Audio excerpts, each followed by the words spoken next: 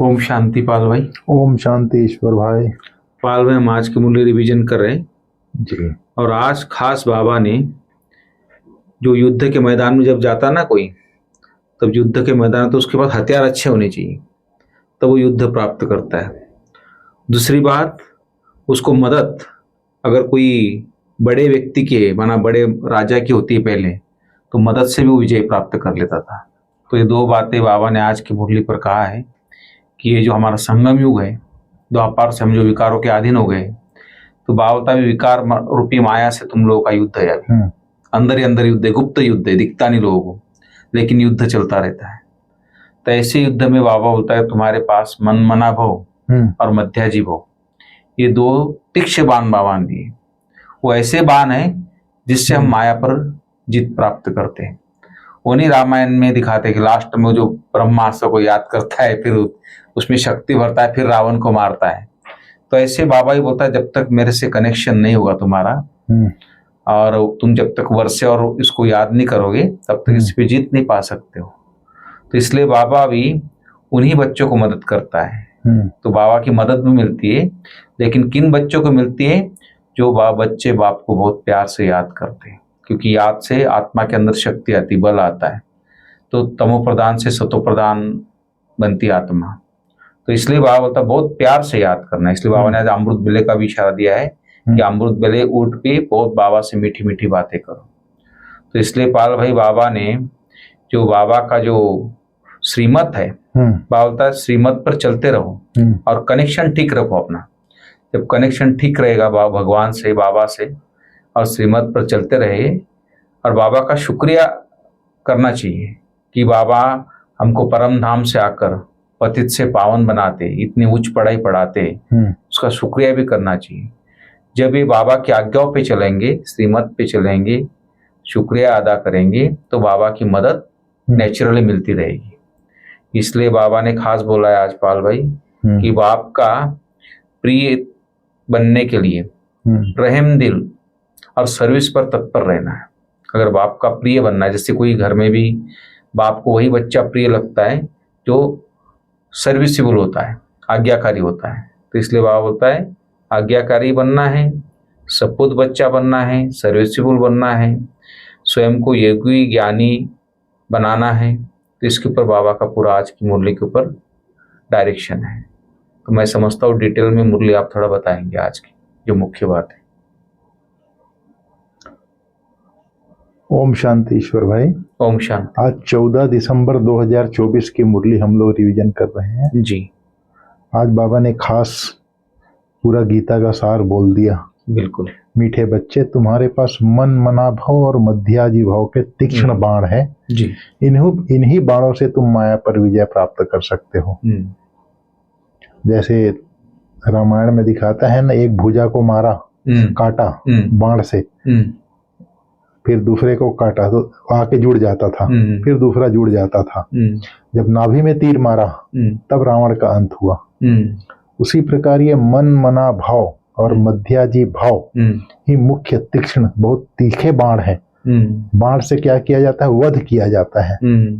तो ये माया रूपी रावण पर विजय प्राप्त करना है, माया का अंत करना है। तो यही दो बाण मुख्य हैं, मन मना भाव और मध्याजी भाव। मन मना भाव का अर्थ है देह सहित देह के सब संबंधों को भूल अपने को आत्मा समझ मुझ एक बाप को याद करो।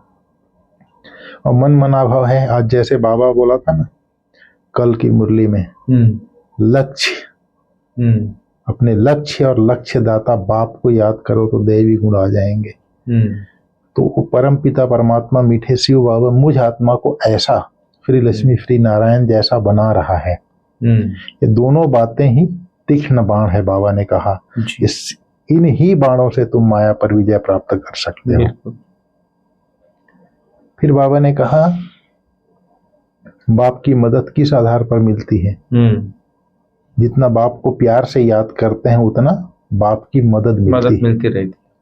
तो मदद इसलिए मिलती है जैसे बाबा प्यार का सागर है, हम उसको प्यार से मेरा मीठा शिव बाबा बोलते हैं, तो बाबा पदम बार बोलता है वापस रिटर्न में। 100 गुणा पदम गुणा रिटर्न में बोलता है। क्यों करता है?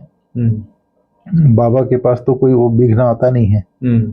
हम बच्चे इस कर्म क्षेत्र पर हैं जी, तो बाबा वहां से जो प्यार करता है, हमको शक्ति देता है, इसलिए वो पदम पदम गुणा बच्चों के ऊपर उसको रहम आता है, तरस आता है जी, इसलिए बाबा हमको कई गुणा उसे पदम गुणा प्यार करता है। हम एक प्यार करते हैं, बाबा पदम प्यार करता है हमको, क्योंकि ऊपर से वो देखता है कि बच्चे कहाँ फंसे हुए हैं, तो उनको तरस आता है बाबा को, इसलिए इतना मदद करता है।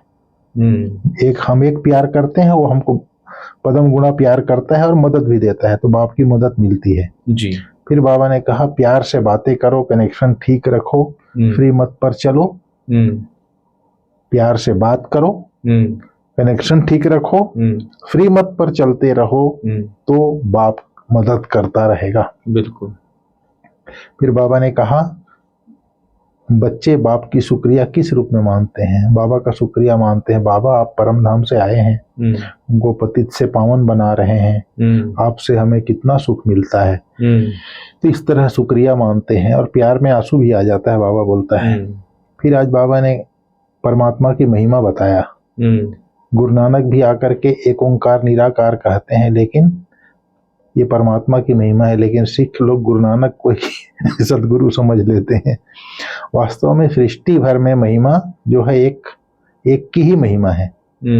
अगर देखो बाबा ने कहा ब्रह्मा में अगर बाबा शिव बाबा की प्रवेशता नहीं होती तो क्या था? कौड़ी तुल्य था, साधारण इंसान था। तुम कौड़ी तुल्य से हीरे तुल्य बनते हो परम पिता परमात्मा द्वारा। बाबा ने कहा पतित दुनिया में जब बाप आते हैं तो उनको पहचान लेते हैं, वह उन पर कुर्बान जाते हैं। जब बाबा पतित दुनिया में आता है, जो बच्चे उनको पहचान लेते हैं तो वह उन पर कुर्बान जाते हैं। बिल्कुल। बाबा ने कहा देवताएं कितने अच्छे थे, अभी पुनर्जन्म लेते लेते तमो प्रधान बन गए हैं। सन्यासी भी पहले बहुत अच्छे थे, पवित्र थे, भारत को मदद देते थे। भारत में अगर पवित्रता न हो तो काम चिता पर जल जाए। सतयुग में काम कटारी होती नहीं, इस कलयुग में सब काम चिता के कांटों पर बैठे हुए हैं। सतयुग में तो ऐसे नहीं कहेंगे, वहां यह पाइजन नहीं होता, विकार होता नहीं। तो कई बच्चे पूछते हैं वहां पैदाइश कैसे होती है? बोलना चाहिए वहां योग बल से सब काम होता है। योग बल से ही हम सृष्टि की राजाई लेते हैं, बाहुबल से सृष्टि की राजाई नहीं मिल सकती।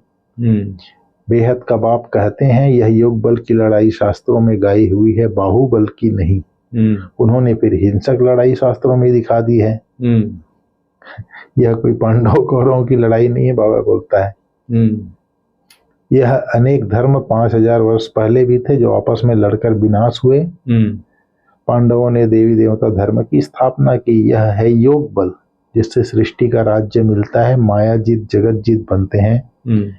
यहाँ जो भी सर्विस पर तत्पर रहते हैं, रहमदिल रहते हैं, वह प्यारे लगते हैं, बाबा ने कहा।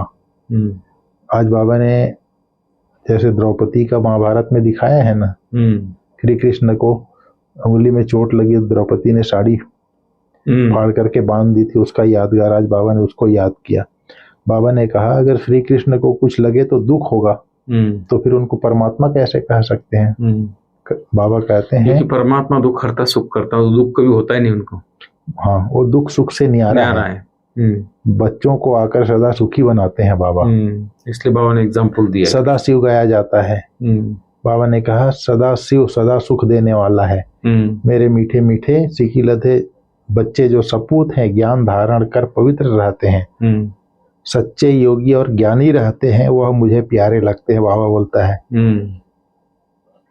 सच्चे योगी और ज्ञानी रहते हैं, वह मुझे प्रिय लगते हैं। जो सपूत हैं, आज्ञाकारी हैं। सपूत उन्हें कहा जाता है जो पवित्र रहने का सबूत देते हैं। पवित्र बनने का जो सबूत देते हैं उन्हें ही सपूत कहा जाता है। और जो आज्ञाकारी है, जो सपूत बच्चा है वो सबूत देगा पवित्र रहने का, वही आज्ञाकारी हुआ। बाप की आज्ञा है पवित्र बनो, योगी बनो, फिर वही सच्चा ज्ञानी और योगी बन जाता है। तो इस तरह से बाबा ने कहा ज्ञान को धारण कर पवित्र रहते हैं, सच्चे योगी और ज्ञानी रहते हैं, वह मुझे प्यारे लगते हैं। जी। लौकिक बाप के पास भी कोई अच्छे कोई बुरे होते हैं, कोई कुल को कलंक लगाने वाले भी निकल पड़ते हैं। बाबा ने कहा, तो बाबा ने इस तरह कहा, आज्ञाकारी बन के रहना है, सपूत बन पवित्र रहने का सबूत देना है।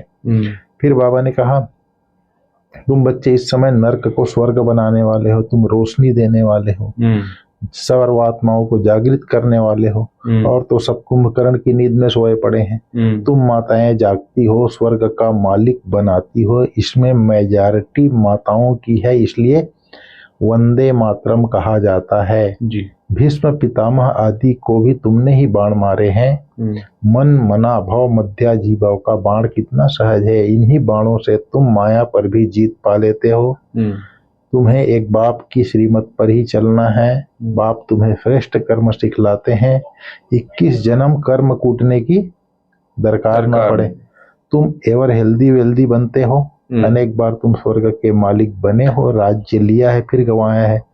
तुम ब्राह्मण कुलभूषण हो, हीरो हीरोइन पार्ट बजाते हो, ड्रामा में सबसे ऊंचा पार्ट तुम बच्चों का है। तो ऐसे उच्च बनाने वाले बाप से बहुत लव चाहिए। बाबा आप कमाल करते हो, न मन न चित्त, हमको थोड़े ही पता है हम तो नारायण बनेंगे।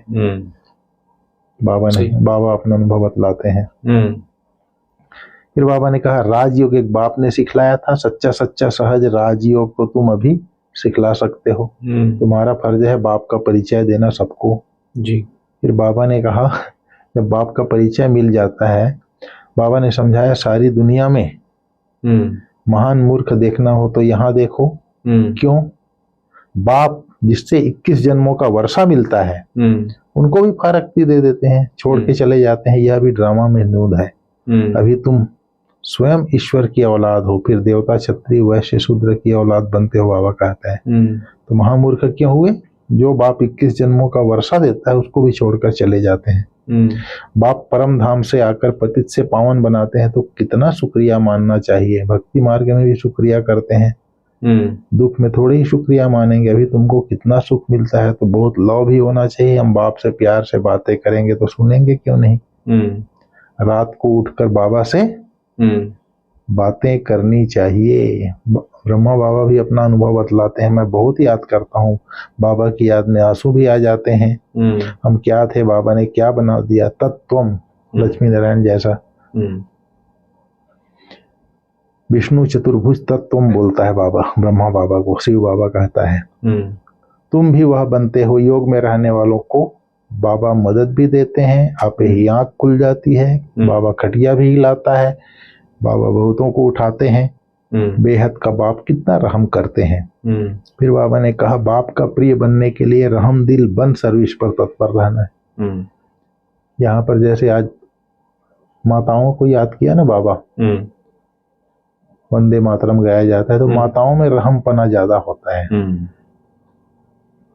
इसलिए बाबा ने कहा, जो रहम दिल होगा वही सर्विस पर तत्पर रह सकता है। तो बाप का प्रिय बनने के लिए रहम दिल, हम भाइयों में रहमपना थोड़ा कम होता है, इसलिए बाबा बोलता है रहम दिल बनो, है नहीं। इसलिए बाबा बोलता है रहम दिल बनो। माताओं बहनों में ज्यादा होता है रहमपना, इसीलिए वंदे मातरम को याद किया ना बाबा। तो हम बच्चों को बोलता है रहम दिल बनो। अगर रहम दिल होते थोड़ी बोलता बाबा, इसलिए रहम दिल बन करके सर्विस में तत्पर रहना है, तब बाप के प्रिय बनेंगे। फिर अमृत वेला उठ करके बाबा से मीठे मीठे बातें करनी है, मोस्ट बिलवेड बाप को याद करना है बड़े प्यार से। आज बाबा ने कहा, सदा उमंग उत्साह में रह, मन से खुशी के गीत गाने वाले अविनाशी खुशनसीब भाव। जी। आप बच्चे खुशनसीब बच्चे, अविनाशी विधि से अविनाशी सिद्धियां प्राप्त करते हो। आपके मन से सदा वाह वाह की खुशी के गीत बजते रहते हैं।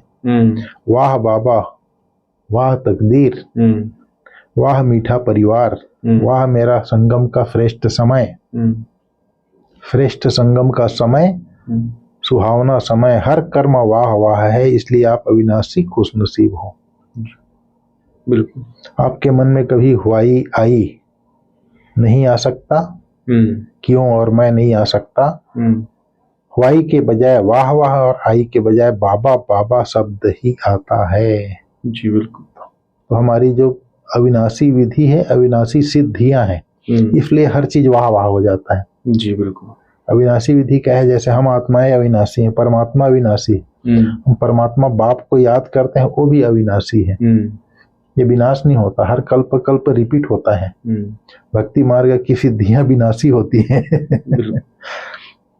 तो इसलिए हमारा हर चीज वाह वाह है, तकदीर भी वाह है, मीठा परिवार भी वाह है, बाबा भी वाह वाह है, संगम का, इसी संगम पर हमको ये चीज अविनाशी सिद्धि और अविनाशी विधि मिलती है। इसलिए श्रेष्ठ संगम का समय भी वाह वाह है। इसलिए हम खुशनसीब हैं बाबा के बच्चे जी। इसलिए हवाई आई नहीं आ सकता। बाबा ने कहा जो संकल्प करते हो, स्लोगन में बोला जो संकल्प करते हो उसे अविनाशी गवर्नमेंट की स्टांप लगा दो तो अटल रहेंगे। कुछ भी संकल्प करते हैं, परमात्मा का अविनाशी स्टांप लगा दो। कुछ भी, जैसे कि हम कहते हैं मैं शांत स्वरूप आत्मा हूँ, तो शांति के सागर बाप की संतान, उसको बार बार उसको रिवाइज करेंगे संकल्पों को जी, और उसी स्थिति में स्थित हो जाना ही स्टांप लगा देना है। बिल्कुल। तो फिर स्थिति अचल अडोल हो जाएगी, अटल रहेंगे। जो भी संकल्प करते हैं उसको बार बार रिवाइज करके उस रियलाइज करेंगे, फिर उस स्थिति में स्थित हो जाना ही स्टांप लगाना है जी। जब इस स्थिति में स्थित हो जाएंगे तो अटल हो जाएंगे। ठीक है। ओम शांति। ओम शांति।